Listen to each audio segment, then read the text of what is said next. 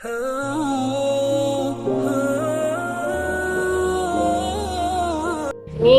Bismillahirrahmanirrahim. Di sini saya akan menjelaskan mengenai fadilah-fadilah bersedekah yang ada dalam hadis. Yang pertama itu ganjaran harta maupun pahala yang berlipat ganda. Keutamaan sedekah yang pertama yakni limpahan pahala yang akan digandakan oleh Allah. Hal ini sesuai dengan hadis yang diriwayatkan oleh Abu Hurairah. Apabila anak cucu Adam itu mati, maka terputuslah semua amalnya kecuali 3 perkara. Yang pertama itu sedekah jariyah, anak saleh yang memohon ampunan untuk kedua orang tuanya, dan ilmu bermanfaat.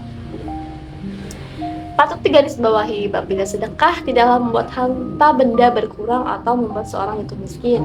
Justru Allah telah berjanji akan melipat gandakannya. Yang kedua, sedekah dapat memanjangkan usia dan mencegah kematian yang buruk. Keutamaan sedekah selanjutnya yaitu mampu memperpanjang usia. Tapi yang dimaksud dalam usia ini merupakan amalan kebaikan dari orang yang bersedekah akan terus dikenang melebihi umur hidup di dunia ini. Dan sedekah seseorang dijauhkan dari kematian yang buruk atau su'ul khatimah. Seperti dalam hadis Rasulullah. Dalam hadis sabda Rasulullah, sesungguhnya sedekah orang muslim itu dapat menambah umurnya, dapat mencegah kematian yang buruk. Allah akan menghilangkan darinya sifat sombong, kefakiran, dan sifat bangga pada diri sendiri.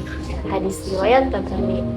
Ketiga yaitu sedekah sebagai penghapus dosa seperti air memadamkan api. Orang yang banyak bersedekah maka ia seperti air yang memadamkan api. Dosa-dosa kita dihapuskan dengan pahala kebaikan yang berlimpah dari amalan sedekah. Dengan sedekah, Allah akan menghapus dosa-dosa hambanya. Dan sebab itu, jangan pernah ragu dan menolak untuk bersedekah. Kita juga tidak pernah tahu berapa besar dosa-dosa yang kita miliki. Untuk itulah, sedekah bisa menjadi salah satu amalan yang harus konsisten kita lakukan. Seperti di hadis riwayat At-Tirmidzi, sedekah dapat menghapus dosa sebagaimana air itu memadamkan api. Keempat, sedekah dapat menjauhkan diri dari api neraka. Dengan sedekah mampu menghapuskan dosa-dosa kita, maka dengan sedekah pula kita bisa terhindar dari api neraka. Mengingat pahala berlipat ganda yang didapat serta dihapuskan dosa-dosa, maka kita pun menjauhkan diri kita agar tidak masuk ke dalam neraka jahanam. Yang kelima yaitu mendapatkan naungan di hari kiamat karena sedekah.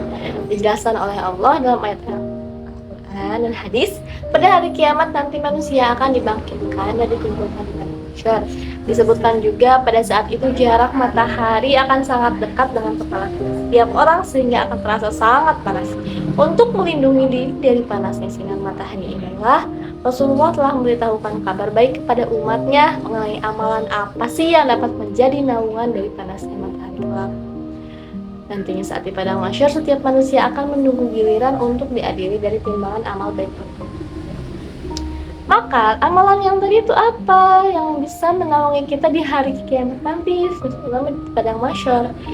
Hadisnya, setiap orang berada di bawah naungan sedekahnya pada hari kiamat hingga memutuskan di antara manusia atau ia berkata, ditetapkan hukuman di antara manusia.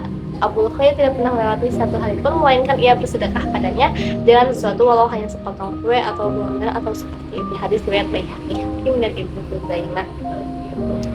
Naungan yang beriman di hari kiamat adalah sedekahnya, hadis riwayat Ahmad.